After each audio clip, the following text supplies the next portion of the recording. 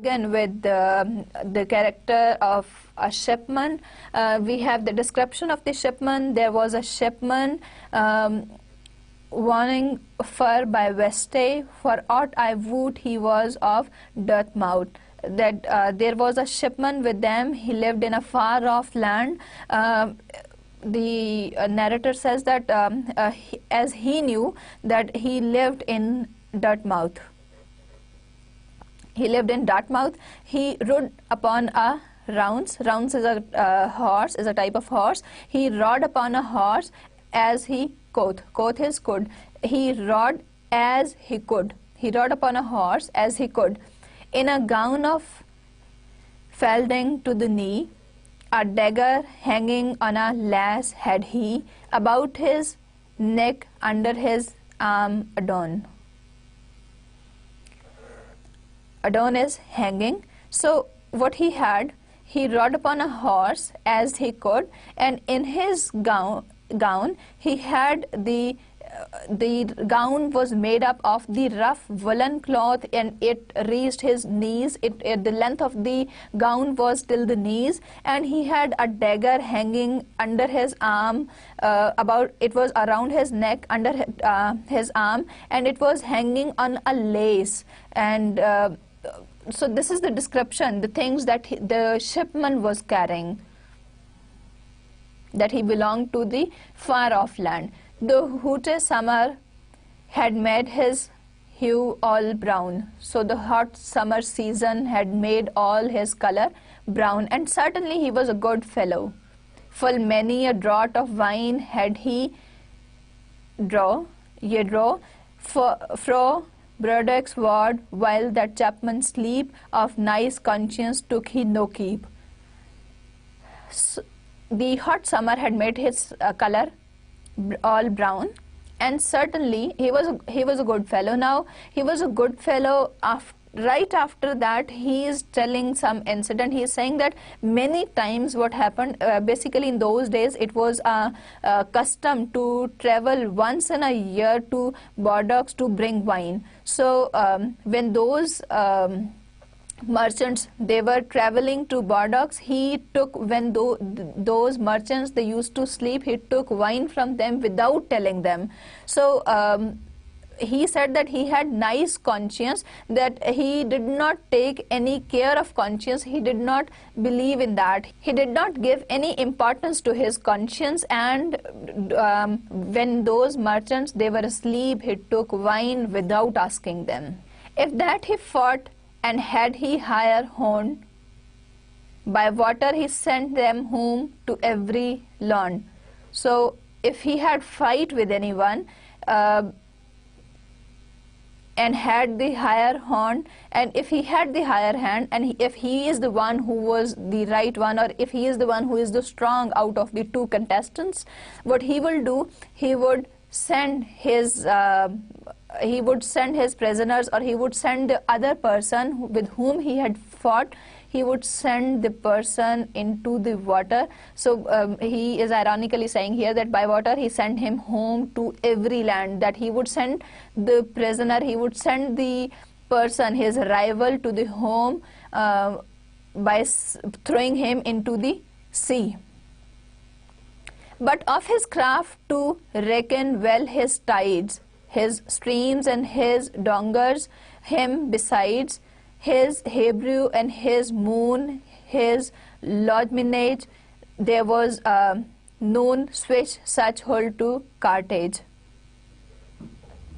So he had been to different places. He had the experience. He had that skill to travel to different parts of the world, and it was not he was a very skilled shipman. He had traveled to a large number of places, and he had even been to the places from Yorkshire to the north coast of Africa. Hardly he was and ways to undertake, with many a tempest had his bed been shake. He knew all the heavens as they were, for fro Guthlon to the Cape of Fenteser, and every crick in Britain and in Spain, his barge yclept was the Madeleine.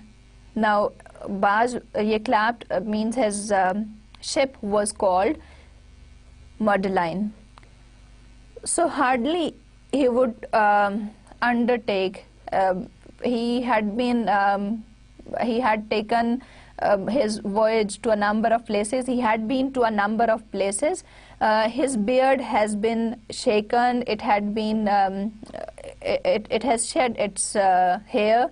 He knew all the places. Heavens basically here refers to all the beautiful places that have got all the riches, the worldly riches.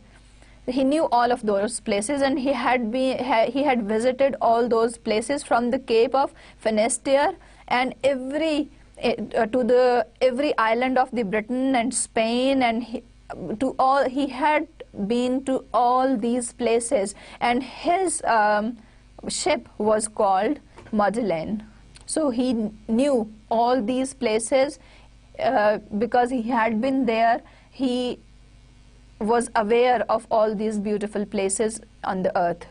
With us there was a doctor of physics. So next we have a doctor of medicine. He was a doctor of physics, a doctor of medicine as well. So in all his world, ne was the known him like. There was no one in all the world like him. To speak of physics and surgery, so there was no comparison of him in the field of physics or surgery. His skill, his craft was unsurpassable. कोई भी उसकी skill को, उसके जो काम है उसको match नहीं कर सकता था. For he was grounded in astronomy. So he was well versed in the field of astronomy. So he watched his patients very well in hours through this natural magic. So it was not only he was not only the doctor of physics, he had the great knowledge of astronomy as well, and he knew the causes of all the diseases. So his patients were under observation and he read them very carefully. He paid them great heed and in the natural magic of astronomy.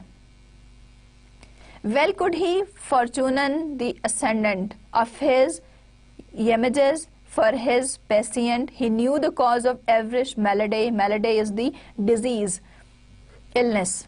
Were it of hot or cold or moist or dry, and where they engendered or of what humor. He was a very perfect practitioner.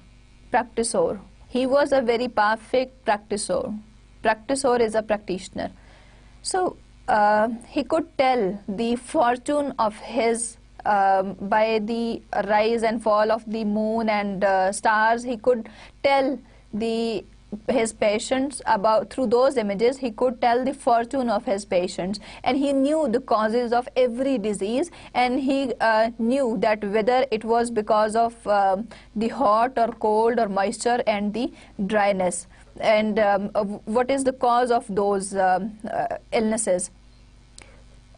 Humor, basically there are 4 humors which are believed to make up life, and that is hot, cold, moist and dry. These 4 are the important ingredients. If there is any one of these is less or greater in degree, there is illness, or the person is ill, or any other sort of problem might be there. So it is because of the imbalance of these humors that these diseases they are caused. He was a very perfect practitioner. He was a perfect practitioner.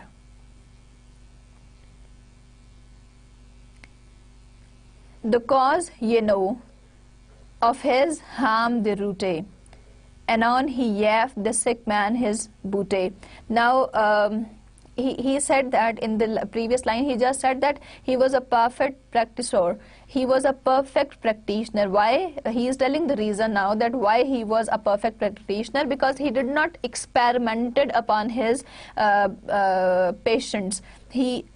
Of his harm the root, he spared them of the drawbacks, of the disadvantages of his practice. Anon he gave the sick man his booty, full ready had he his apothecaries to send him drugs and his latorys, for each of them made other for to wine, his friendship nest not new to begin. So he would give the sick men the remedy, he would tell them the reason, and he was his all medicines, they were all ready for him, and he was not the one who would practice upon his patients, because this is the age of experimentation and doctors. He was not that sort of experimenter. He would keep the patient under observation, observe him, and he would take help also from astronomy, and by studying the person's stars very carefully and the movement of those stars, he would treat the patient. And all his patients, they had a good friendship with him, and it was not new to begin that way. It was not the beginning of the new beginning of the friendship. Well knew he the old Aesculapius,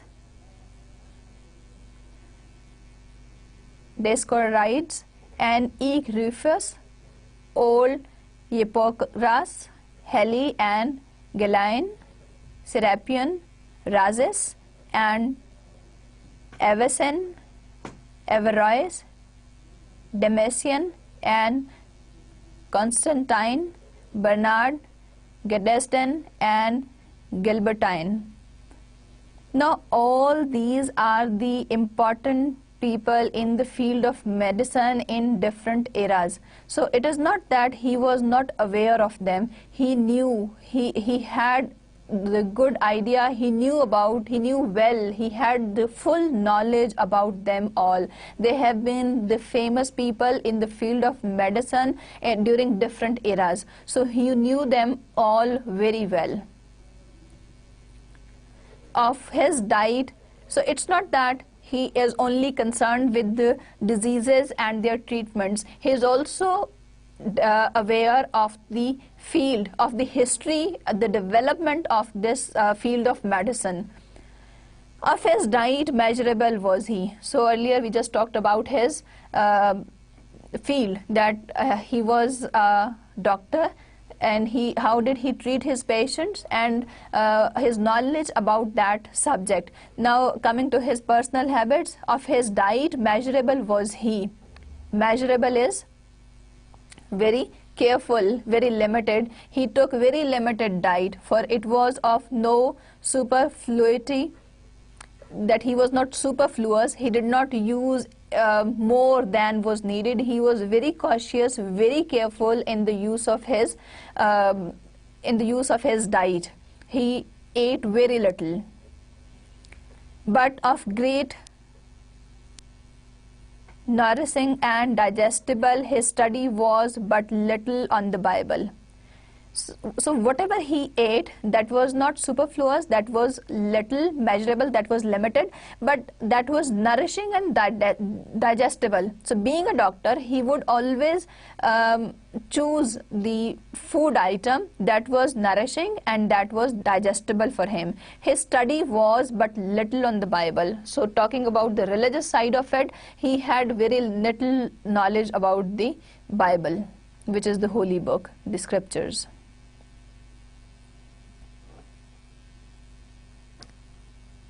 In sanguine and in purse he clad was all. Clad is dressed. Sanguine is red, purse is blue. So in blue and red he was dressed, lined with taffeta and with sandal. So there were linings of the costly silk, taffeta and sandal, these are the costly silk, and there was lining of these costly silk on his dress. The dress was red and blue, and it had lining of costly silk on it, and yet he was but easy of dispense. He was easy of dispense means he was not very extravagant. He was economical in his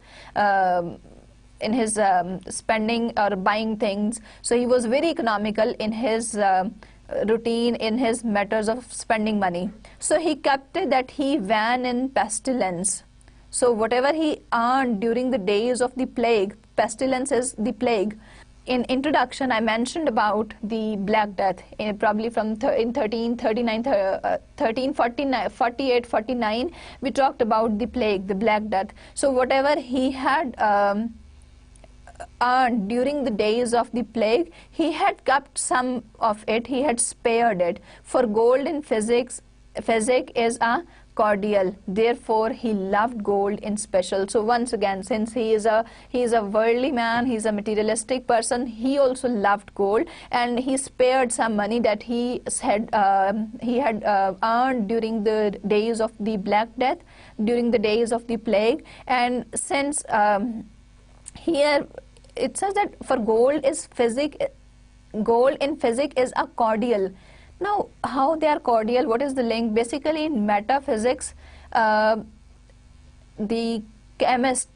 alchemists, they believe, the philosophers, they believe that we can turn the baser metals into gold. So there is that strong connection of physics and gold.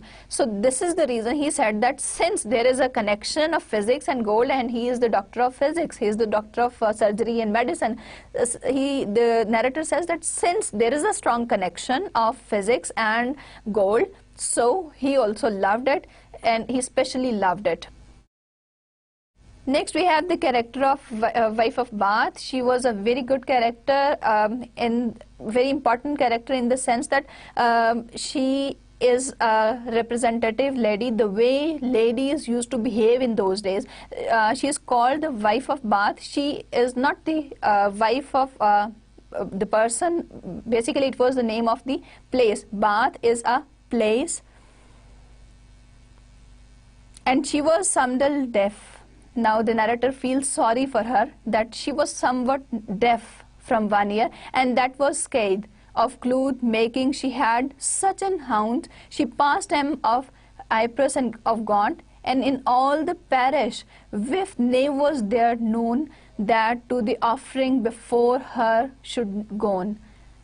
She had certain characteristics. She had the skill of making a cloth, and no one else could do that, and not even the Cyprus and the Gaunt, they even could not do that. So she had this skill, she had this extraordinary craft that she could make the finest cloth, and nobody else could excel her, nobody else could make a cloth like hers. In the village, there was no one who could give offering before her, or who would give the charity or the alms before her. And if there did, now if there was anybody who could give it before her, certain so Ruth was she. Ruth is angry, so she would be very angry on that. So nobody else could give anything, any offering before her, but if somebody did that, she would be very angry, that she was out of all charity, that she would forget all charity. So this is something ironical here, something humorous, that if she would be all good, she would give lots of charity, nobody else can be compared to her offerings in the church, but if somebody else offered before her, she would forget all that charity and she would be angry on that. Her coverchiefs full fine weren of ground, I doste swear that they weighed 10 pound, that on a Sunday weren upon her head. Now talking about her dress, that the coverchief, the cloth with which she covered her head, it was of fine cloth, and the narrator, he believes that he says that I swear that it would weigh, if it is weighed, it would be 10 pounds.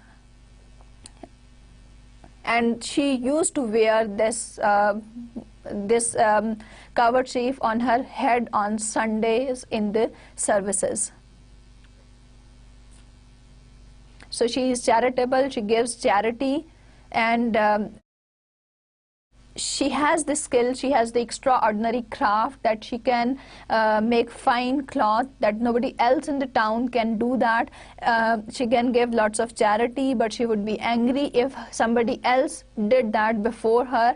And the coverchief or the handkerchief with which she covered her head on Sundays in the services, that would weigh 10 pounds. . Her hosen weren of fine scarlet reed. full straight, tied, and shoes full, moist and new. Blood was her face, and fair and red of hue. She was a worthy woman all her life. So her horse was fine scarlet red, and she had shoes that were straight tied, and they were very soft and they were new. Her face was reddish, it was like blood, and it was fair and it was red of hue, that the color of it was more of red.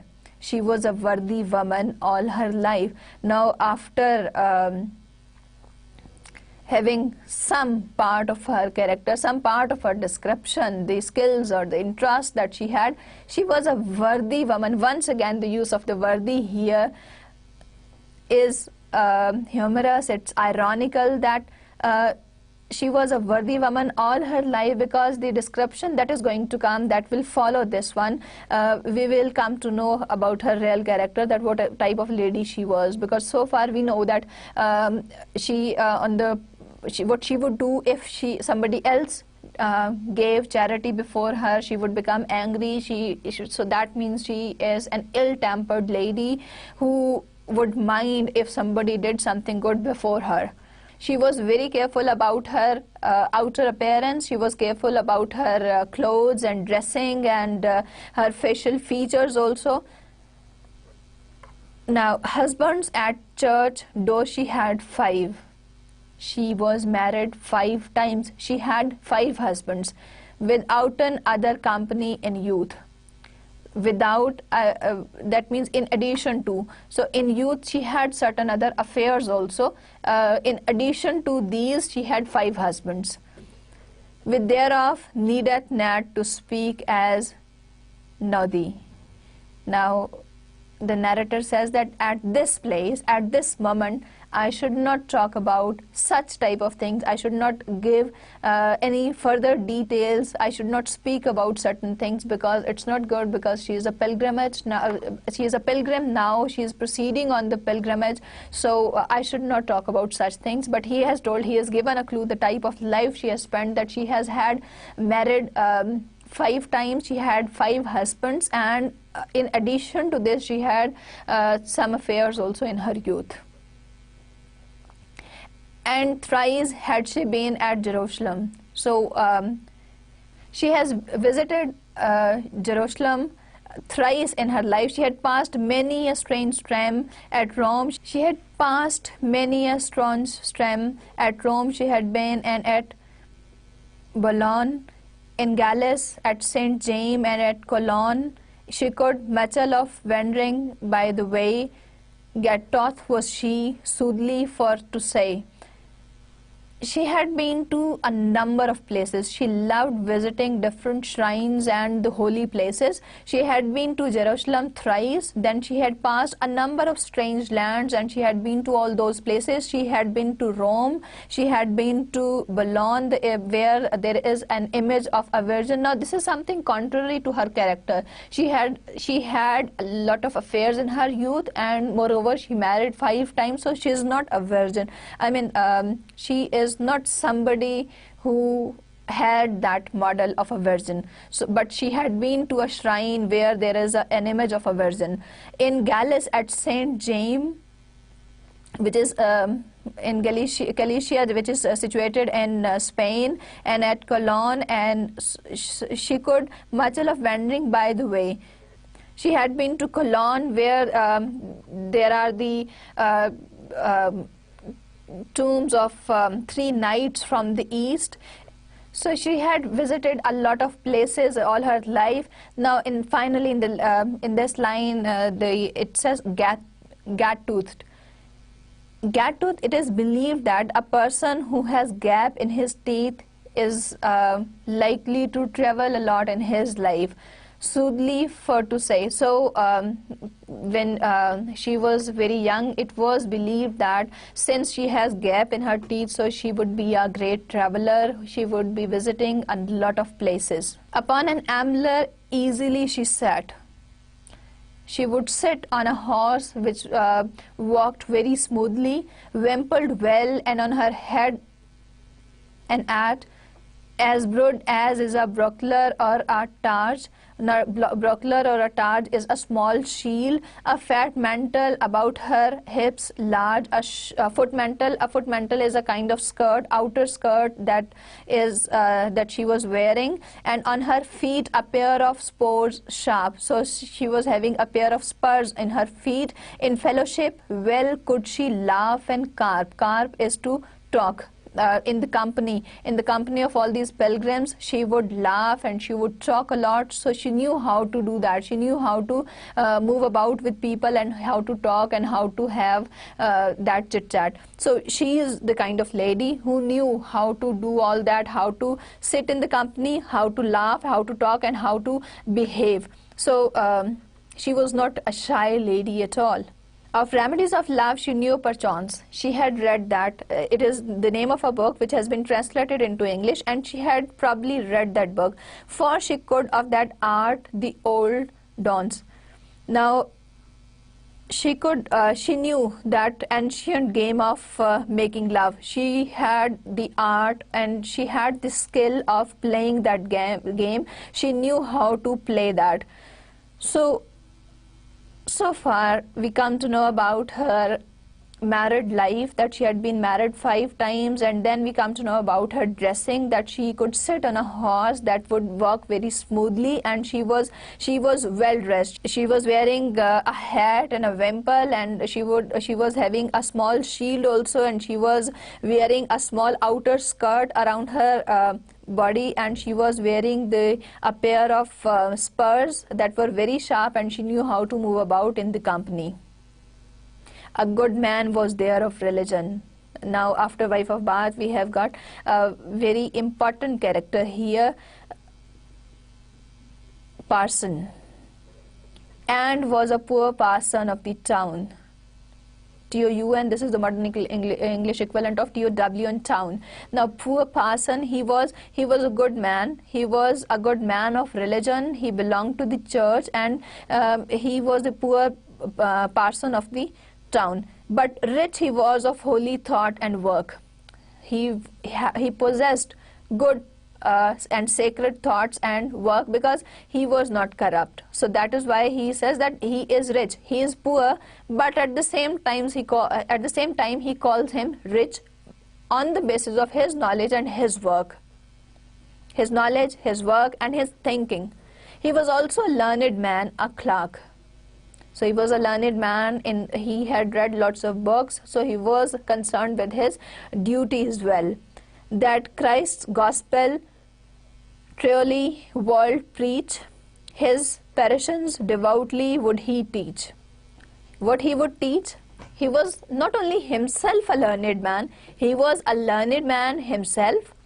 He would teach, he would preach truly the gospel of the Christ, which has been without any alterations in it. So he would very truly, very sincerely preach the gospel, the Bible of the Christ, and his parishioners, the people who would come to him, the people living in the surrounding areas in the town, he would very sincerely, very devotedly, he would teach them. Began he was and wondered diligent. Diligent is hardworking. He is a very hardworking man. Benign he was kind and hardworking. So this is his character quality, that he was kind and he was very hardworking man. And in adversity, full patient. In the bad times, in the times of difficulty, in the time of misfortune, he was very patient. And such he was, ye proved oft side. And at many occasions, he proved himself to be patient in the times of misfortunes also. But rather would he even out of doubt. Unto his poor parishioners about of his offering and eke of his substance, he could in little thing have sufficience. Tithe refers to the 10th part of the income that a person earns. He has to give away the 10th part of the income for the betterment of the poor people. So whatever you earn, or whatever the land or whatever earning you get from the land, you are supposed to give the 10th part of it as for the betterment of the society. But rather would he Yevan is give out of doubt. So without any doubt, he would happily give away that part of the money, that 10th part of his income, unto his poor perishers about, of his offering and eke of his substance. So he would offer, and he could in little thing have sufficient. So he had this satisfaction, because whatever would be left with him after giving away all that he had to, he would be satisfied with whatever he is left with. So he was satisfied even with the little possible. Wide was his parish and houses fair asunder. So the area of his parish, the area of his control, that was wide, that was a large area, and houses fair asunder, they were far away, the houses were situated far away. But he ne left not for rain no thunder. He did not care for the he did not care for any rain or any thunder, for any type of bad weathers. He did not spare himself in that, in sickness nor in mischief to visit. The farthest in his parish, much or light, upon his feet and in his hand a staff.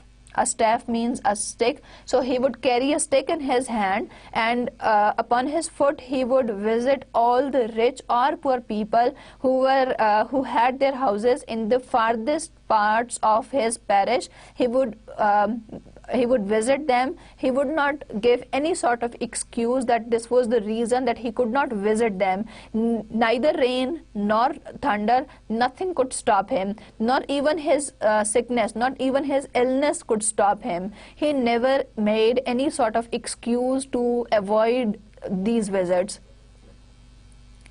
This noble ensample to his sheep he gave. Sheep refers to his subjects, the people who were under his control, so the town men. So he would give this noble example to his men, that first he wrought and afterward he taught. First he would set an example for them, and later on he would teach them, this is how you are supposed to behave. So he is a good clergyman. That is why he would set the example, and he would practically do the things in the way the people are supposed to do, so that people observe him and they believe that whatever he is saying, he is right, because he does the same. Out of the gospel he though words caught, and this figure he added thereto, that if gold rust, what shall iron do?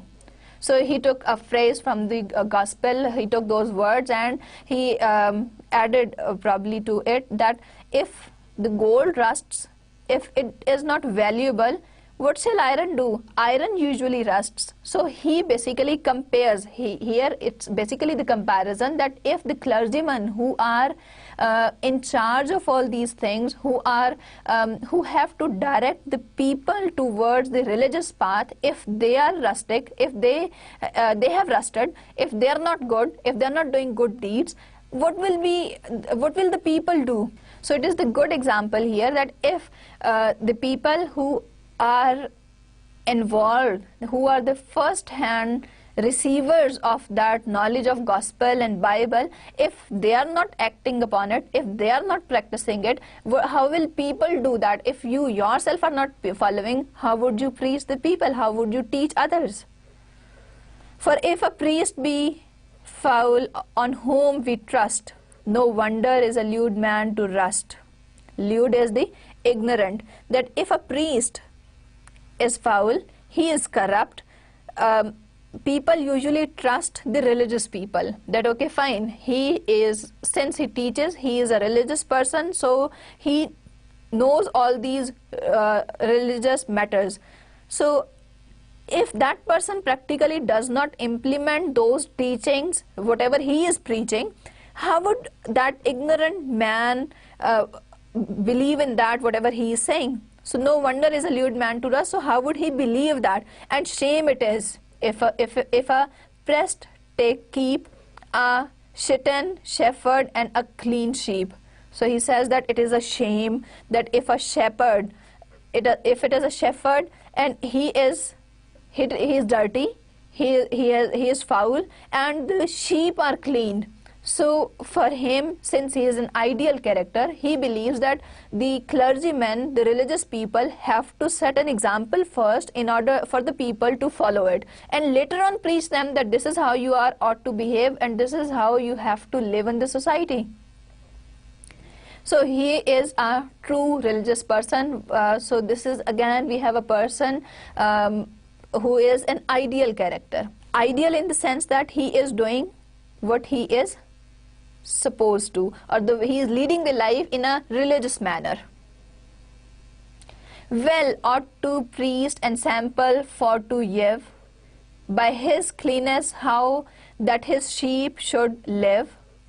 So he is giving well ought a priest ensemble, that a priest is supposed to give the example how to live by his cleanness, how that his sheep should live, that the priest should set up an example that how people should lead their life. He set not his benefice to hire, he did not get any benefits out of this, and let his sheep encumbered in the mire, and ran to London unto St. Paul's to second him a Canterbury for souls. To second him is to look for himself. So here once again it's the reference to St. Paul's Cathedral, basically, which is situated in London. If you set an example first, he had set an example for the people to follow that, and he had not taken any benefit out of it. He has not taken any benefit, and he let his people to observe him and to take that example, and he did not and he ran to London unto St. Paul's. So it is the reference to St. Paul's Cathedral, that he did not let his people to run to London to St. Paul's Cathedral to get for themselves the confessions and the chantries for their souls, or with a brotherhood to be in withhold,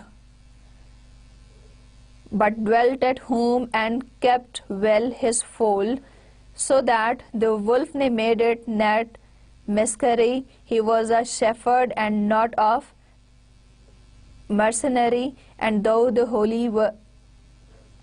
he holy were and virtuous, he was to sinful men not despotous. Despotous is merciless. He was not merciless to the people who were guilty of sins. So he believed in the brotherhood.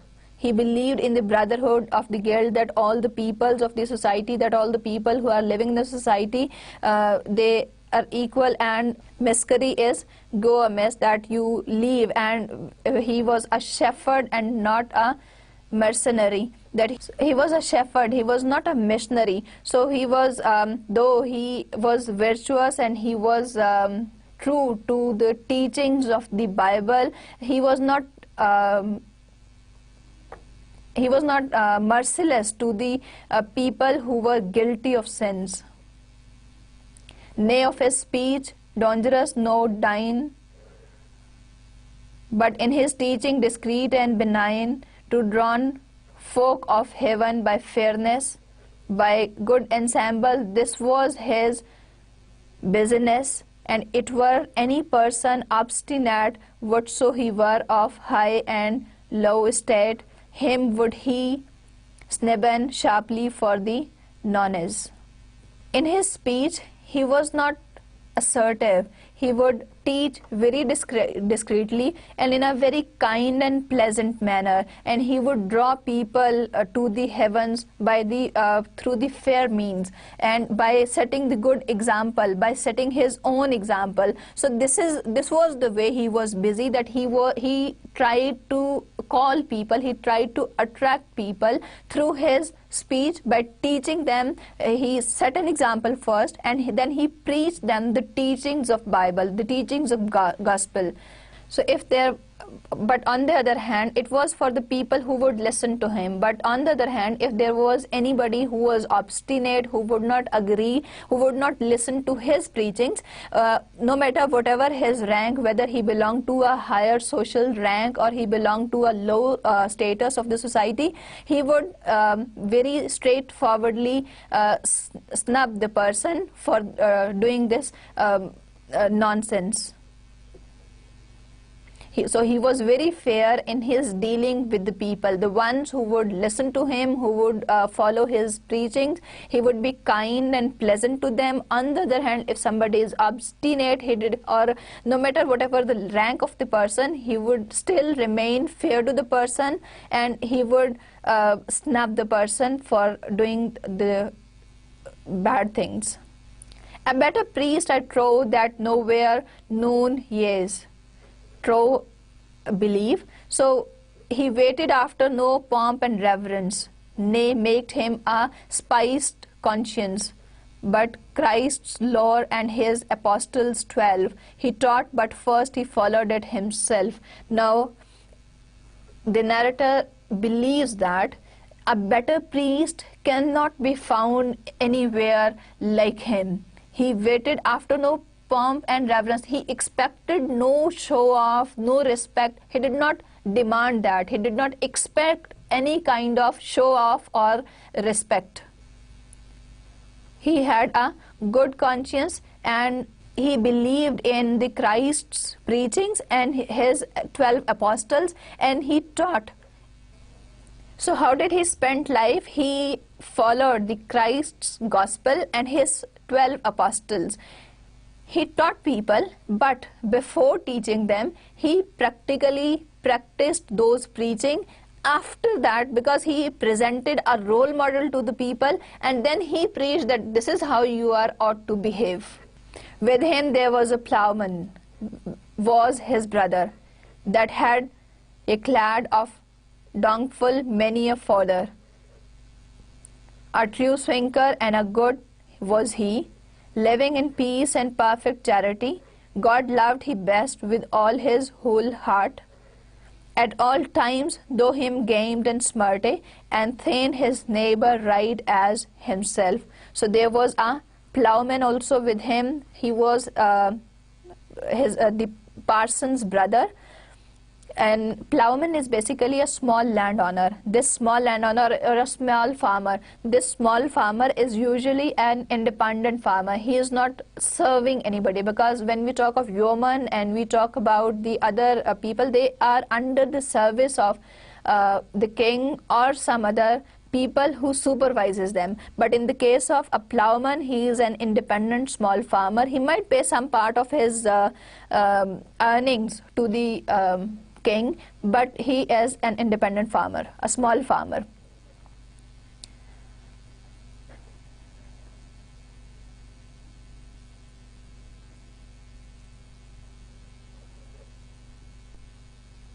And he was carrying lots of cartload, and he was a true hard worker, and he was a very good fellow. He was living in peace and perfect charity.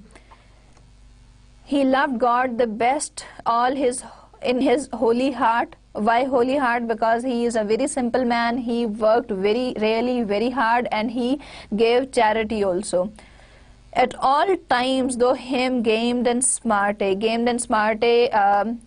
at all times he was, no matter he was hurt or he had been gamed, that if somebody robbed him or somebody did bad to him, even if he was hurt, at all times he would be good to his neighbors, and then his neighbor right as himself. He would love them, he would regard them, or he would respect his neighbors as he respected himself. He would thresh and there to dike and delve. For Christ's sake, for every poor wight, without an hire, if it lay in his might, his tithes paid he full fair and well, both of his proper swing and his cattle. Now, the plowman, what he did, he could dig the earth he could dig the ditches, he could dig the earth also. For Christ's sake, for every poor white, for every poor man, whosoever was in need of him, he would ask him. Without getting hired, he would do his work. If it lay in his might, if it was in his reach, if he had power to do the thing that he could, he would go for it. No matter even if the poorest person comes to him and asks him for help, he would go for it. चाहे वो उसको ना भी पे करे, कोई भी अगर गरीब आदमी भी उसके पास आ जाएगा तो वो उसके साथ उसकी हेल्प करने के लिए चला जाएगा, और जो भी काम वो उसको कहेगा वो उसको कर देगा बगैर हायर किए हुए. His tithes, again the 10th part of the income that is to be paid for the well-being of the society, for the poor people, paid he full, fair and well. He very fairly and sincerely paid the tithe. He paid that 10th part of his income for the betterment of the society. Both of his proper swing is the hard work that he is doing in the fields. So जो वो खुद काम अपनी मेहनत से कर रहा है, जो वो फसलें, जो क्रॉप्स उगा रहा है, उसमें जो उसको अर्निंग हो रही है, उसका 10th part, and his cattle, और जो कैटल में भी जो इंक्रीज हो रहा है, जो भी आगे फ्लरिश कर रहे हैं उसके कैटल, दोनों का 10th पार्ट वो रेगुलरली और बहुत सिंसियरली, ऑनेस्टली वो पे कर रहा है. इन अ tabard he rode upon a mare. Tabard is the inn, mare is the horse. So he rode upon the mare. There was also reeve and a miller, a summoner and a pardoner also, a municipal, and myself there were Nemo. Nemo means no more. So the rest of the characters that he is going to describe, they are the reeve, the miller, the summoner, the pardoner, the municipal, and the narrator who is narrating this whole, who is describing all these characters. The miller was a stout carl for the nonce. The miller was a stout means a chubby, a fat fellow. Carl, a countryman. Nonce means for once that he had lived in the countryside. He was a fat countryman who had once lived in the country. Full big he was of brawn. Brawn means his muscles. He had well built muscles, and eke of bones, and also of bones. His muscles and bones, they were well built.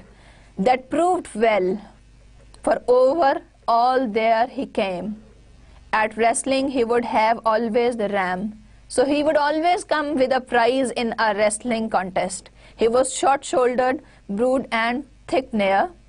There was no door that he gnawed have of hair, of break it at a reining with his head. His beard as any saw or fox was red. So now a bit of his description. He was short-shouldered, broad and thick-neared. There was no door that he gnawed have of hair, and break it at a ringing with his head. His beard as any sow or fox of reed. Sow is a pig. So his beard was as a pig or a fox. Like his beard was red, just like the color of a pig or a fox. And there to brood, as though it were a spade. So he was broad, as if it was a spade. Upon the cop right of his nose he had a verte, and thereon stood a tuft of hairs, reed as the bristles of a saw's arrays. His nostrils black were and wide, a sword and buckler bar he by his side. So what he was wearing, first his his facial features, that he had at the top right of his nose, he had a mark. He has a sign there, and there stood some hair on it. The bristles of his hairs, they were red, and his nostrils were black and wide. A sword, he was carrying a sword by his side. He was having a sword and a shield also. He was carrying a shield and a sword.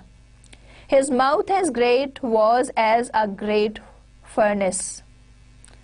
So his mouth was as big as a furnace. He was a jongleur and a Gulades. Jongleur is a talker and a Gulades is a buffoon. So he was both. He was a kind of chatterbox who would speak all the time, keep on talking and talking and talking. So he was a jongleur, and that he would not keep quiet, and that was most of sin and harlotries. So he would that was the reason of his sin and his jests. He would keep on making cracking jokes all the time. Well could he stellen corn and tollen thrice. Tollen is take.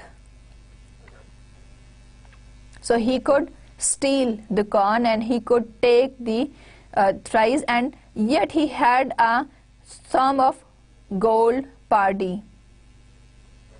A white coat and a blue hood weared he, a bagpipe well could he blow and swan, therewithal he brought us out of town. So a bit of his outer appearance, that he was wearing a white coat and a hood also, and a bagpipe. Bagpipe is an instrument that is used, that is played for sound. And by playing the instrument, you would call the people from the town. He said that when they wanted to call all the pilgrims, he would blow his instrument, he would play his instrument in order to bring the people out of the town. A gentle manciple was there of a temple. So there was a manciple, there was a butler also, of which assetors might take example. So the buyers would take his example, because he was very wise and he was very careful in his dealings. For to be wise in his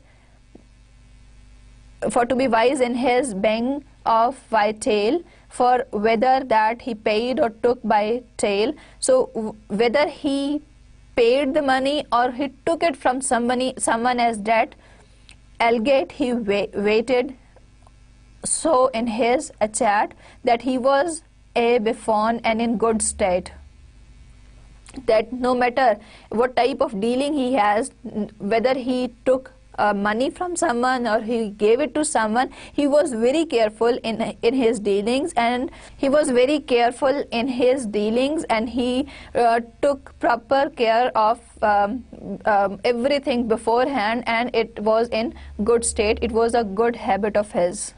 Now in that of God, a full fair grace, that swish a lewd menace which shall pace, the wisdom of an heap of learned men, of masters had he more than thrice 10, that wherein of law expert and curious, of which there were dozens in that house. So these lines basically explain his mental power, that all those learned men who were present there, they had wisdom, but this person, he excelled them all in this skill, and he was an expert of law, and he would, dozens of the people who were present there in that place, in that temple, then he might surpass them all. If all the wisdom of all those people, if that is collected, he would surpass them all. He would outnumber them. He would excel ahead of them. He was so skilled in his craft. इसको इतनी महारत थी इस art में कि जितने लोग वहाँ पर मौजूद थे, अगर उन सब की विजडम को भी इकट्ठा कर लिया जाता तो ये उनसे आगे निकल जाता है, वो इसको मात ना कर सकते. Worthy to be in stewards of rent and lawn, of any lord that is in England. Now see, he was a worthy steward. Steward is basically the manager of a large state, a capital. So in England, any lord could could hire him as the steward for the rent of his land, to make him live by his proper good in honor debtless, but if he would or live as scarcely as him, less desire and able for to help in all a shire, in any case that might fall or hap, and yet this manciple set her aller cape. Now what happened? He was a capable man. He had this skill that he could be taken as a steward by some lord in England, because he could manage things very well, and so that the lord can live his life properly, so that his property would be managed very well by him, and he would live the life of honor without any debts. And in this way he is able to help all the shire, the whole state, the whole country. And in any case that happens, that falls, he can befool them all. He can befool all the people present there. He is such a clever and sharp-witted person. The reeve was a slender, choleric man. Slender is slim, is a thin man, a weak man. Choleric is the ill-tempered, somebody who gets angry very quickly. His beard was shaved as nigh as ever he can. His beard, he did not have a beard, it was shaven. His hair was by his ears full round shorn, that they were all cropped. His hair were all cut around his ears. His top was docked like a priest before. His top was decorated like a priest in front. Full long were his legs and full lean. He had long legs and they were very thin. Like a staff, he carried a stick also. There was no calf seen, no flesh was visible. He was so thin and a very smart person, a very slim person, that no flesh of his was. Like a staff, there was no calf seen. So here the poet is using simile that it looked like a skin. He was so thin, he was so slim that it looked like a skin, and no skin was visible, no flesh was visible. Well could he keep a garner and a bine. There was none auditor could on him wine. Well wist he by the drought and by the rain, the yielding of his seed and of his grain, his lord's sheep, his neat, his dairy, his swine, his horse, his store, and his poultry. So he could keep the things very well. He could keep the granary and the bin, and he had been a very good auditor also, and he knew even in drought or rain he could manage equally well, and he could yield his seeds and grain also. He could manage all these things very well, and he could manage even the Lord's sheep. He could manage his cattle, his dairy, his pigs, his horses, his store, and his poultry. So he could manage all these things very well. So basically this is concerned with his skill. He was a skilled worker, that he could manage all these things at the same time. Was wholly in his reeves governance, and by his covenant yet the reckoned, sin that his lord was 20 years of age, there could no man bring him in arrearage. Their ness, belief, no herd, nor other hind, that he ne knew no his slight and his covenant. So it was a kind of, was wholly in his reeves covenant. There was a kind of contract given to the accountant. It was said that his lord was 20 years of age, and no man on earth could bring a debt to him, because he was so skillful in his work. No other person, no matter whoever is serving the person, his lord, he knew his deceit. They were adread of him. Adread is afraid of him, as of the death. They were so afraid of him as people are afraid of death. His wing was full fair upon his head. With green trees ye shadowed was his place. He could better than his lord purchase. Full rich he was stored pearly. His lord well could he pleasant subtly. Now it describes his the place of living, that where he was living. He was they were afraid of him as they were afraid of death, and he was living on a place. It was like a heath, it was like a garden. It was all covered with the green trees, and his lord could better purchase that land. It was full rich, and he had poorly stored all the riches, all the necessities of life in that, and his lord could well pleasantly do that. He has provided all the necessities of life that poorly, and his lord would be pleased to know that. To give and lend him of his own good, and have a thank, and yet a coat and hood. And youth he had learned a good meister, he was a well good wright and a carpenter. This reeve sat upon a full good start, that was all pomely grey and height Scott.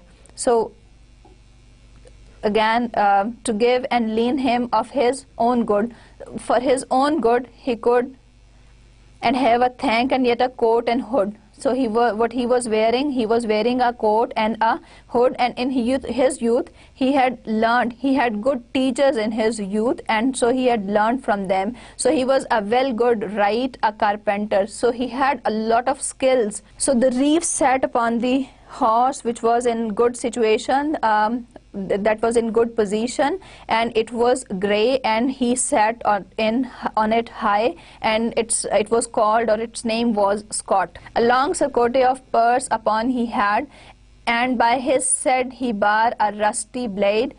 Of Norfolk was this reeve of which I tell, beside a townman Clepen Boldswell, turked he was, as is a friar about, and every he rode the hindreste of our route. So he was wearing a blue long, he was wearing a blue, purse is blue, and surcoat is the upper coat. So he was wearing a blue long upper coat, and he on his side he was carrying a rusty blade. So it was probably used again and again, it was used a number of times, so it was rustic, and it was used probably in his youth time, but now it was not used, so it has become rusty. He had come from the north of the country. The narrator says that the person, the reeve about whom I'm telling, he is from north part of the country. Besides the Townman, he is called the Bledeswell. So he was tucked like a friar, and he also rode on the way like a